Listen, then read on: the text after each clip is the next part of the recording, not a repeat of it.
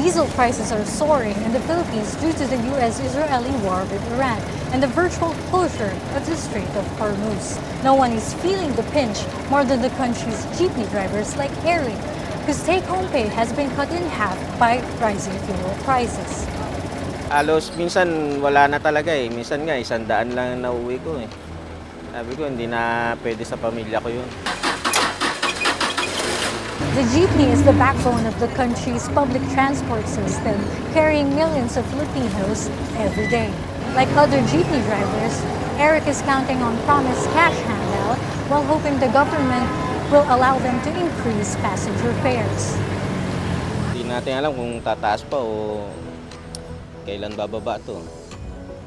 Hoping kami na sana bumaba na yung matapos na yung gera sa Kasi halos lahat talaga apektado.